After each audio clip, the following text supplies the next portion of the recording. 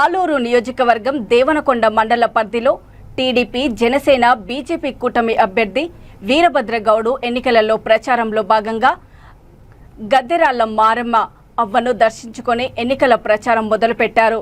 మండలంలో గద్దెరాళ్ల, నెల్లిబండ, బండగట్టు, కరివేముల గ్రామాల్లో సుడిగాలి పర్యటన చేశారు. ఈ సందర్భంగా ఆయన మాట్లాడుతూ టీడీపీ అధికారంలో ఉన్నప్పుడు మండలంలో హాంద్రినీవా కాలువ ద్వారా 20,000 ఎకరాలకు నీరు అందించామని అన్నారు. అవకాశం ఇస్తే ఆలూరు అభివృద్ధికి బాటలు వేస్తానని హామీ ఇచ్చారు. ఈ కార్యక్రమంలో టీడీపీ మండల కన్వీనర్ విజయ్ భాస్కర్ గౌడ్, నెల్లిబండ మల్లికార్జున, వేలంకూర భాస్కర్, రామారావు, చింతమాను మల్లికార్జున, సర్పంచ్లు, టీడీపీ నాయకులు, కార్యకర్తలు పాల్గొన్నారు.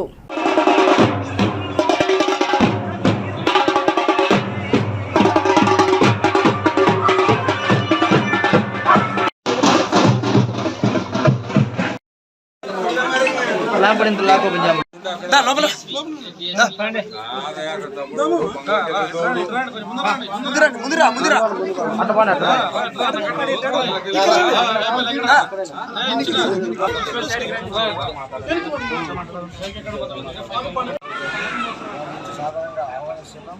భవిష్యత్తులో వాళ్ళు కూడా పనిచేస్తారు.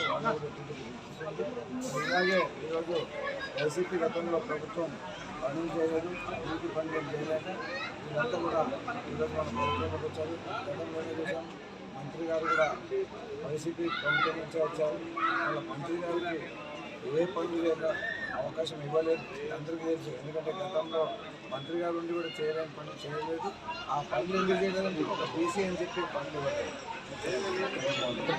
మరి ఈరోజు మండలం కరివేమ గ్రామంలో వైసీపీ నాయకుడు వీరేశ్వర రాజ్యంలో దాదాపు 200 కుటుంబాలు టీడీపీలో పార్టీలో చేయడం జరిగింది. మరి ఈ సందర్భంగా మాకందరికీ తెలిసింది ఏమంటే, నేను కూడా గతంలో వైసీపీ పార్టీలో పనిచేసినాను. మరి వైసీపీ పార్టీలో ఏం జరుగుతుందంటే, ఒక బటన్ నొక్కడు కార్యక్రమం తప్ప డెవలప్మెంట్ యాక్టివిటీస్ ఏం లేవు. ఇవన్నీ కూడా ప్రజలు గుర్తిస్తున్నారు. కాబట్టి రాబోయే రోజుల్లో కూడా సీనియర్ నాయకుడు, అనుభవజ్ఞుడైనటువంటి చంద్రబాబు నాయుడు గారి నాయకత్వంలోనే ఈ ఆలూరు అయితేనేమి, ఈ ఆంధ్రప్రదేశ్ అయితేనేమి అన్ని రకాల అభివృద్ధి చెందుతుంది. కాబట్టి మేము ఈరోజు ఆలూరు ఉమ్మడి అభ్యర్థి అయినటువంటి వీరభద్రగౌడ్ అన్న గారి ఆధ్వర్యంలో మేమంతా కూడా కష్టపడి గట్టిగా పనిచేసి ఆరోగ్యం చెడిపోవడం ఖాయము, డబ్బులు జబ్బుల నుంచి చెల్లు పడటం కూడా ఖాయం. మరి ఇలాంటి ప్రభుత్వం కావాలా? సంక్షేమ పథకాలు అభివృద్ధి ఇస్తున్న చంద్రబాబు నాయుడు ప్రభుత్వం గారు ఒకసారి మీరు ఆలోచించాలి. అలాగే చదువుకున్న విద్యార్థులకి ఇంట్లో ఎంతమంది ఉంటే అంతమందికి 15,000 రూపాయలు సంవత్సరానికి ఇస్తాం.